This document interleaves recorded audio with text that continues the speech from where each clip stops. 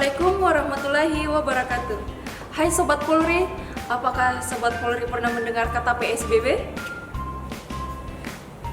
PSBB adalah singkatan dari pembatasan sosial berskala besar yang bertujuan untuk membatasi kegiatan setiap penduduk di suatu wilayah yang diduga terinfeksi COVID-19 guna melakukan percepatan untuk memutus penyebaran COVID-19. Di Kota Makassar akan dilaksanakan PSBB, maka dari itu kami dari Polda Sulawesi Selatan akan menginformasikan tentang waktu pelaksanaan PSBB dan apa saja yang diperbolehkan dan tidak diperbolehkan selama pelaksanaan PSBB. Waktu pelaksanaan PSBB yang pertama, tahap sosialisasi mulai tanggal 17 April sampai dengan 20 April. Yang kedua, tahap uji coba mulai tanggal 21 April sampai dengan 23 April. Yang ketiga, tahap pelaksanaan mulai tanggal 24 April sampai dengan 7 Mei. Hal-hal yang diperbolehkan dan tidak diperbolehkan selama PSBB berlangsung. Yang pertama, setiap orang yang beraktivitas wajib melaksanakan pola hidup bersih dan sehat, menjaga jarak interaksi, dan selalu menggunakan masker.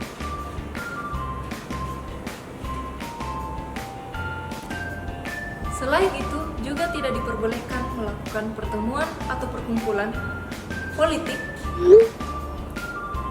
olahraga, hiburan, serta akademik. Yang kedua, pembatasan kegiatan proses belajar mengajar dan tempat ibadah. Kegiatan proses belajar mengajar untuk sementara dihentikan dan digantikan dengan proses belajar mengajar secara online di tempat tinggal masing-masing. Selama pemberlakuan PSBB, dilakukan penghentian sementara aktivitas bekerja di tempat kerja maupun di kantor. Dan untuk kegiatan beribadah hanya dilakukan di tempat tinggal masing-masing. Sedangkan untuk kegiatan penanda waktu beribadah seperti azan, lonceng, dan penanda waktu lainnya dilakukan seperti biasanya. Ketiga, pembatasan moda transportasi udara, laut, kereta api, dan jalan raya baik umum dan pribadi tetap berjalan dengan membatasi jarak dan jumlah penumpang. Kendaraan roda 2 termasuk ojek online tidak diperbolehkan mengangkut penumpang dan hanya diperbolehkan membawa barang. 4. Tempat usaha yang boleh beroperasi seperti supermarket, minimarket, pasar, toko bahan kebutuhan dasar, pembangkit listrik, penyedia layanan internet, toko ternak, serta toko pertanian.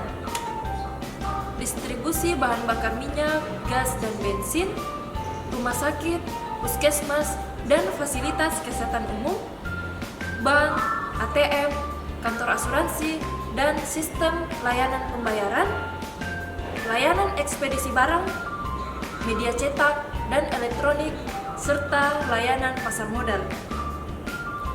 Sekian informasi dari kami, semoga bermanfaat. Assalamualaikum warahmatullahi wabarakatuh.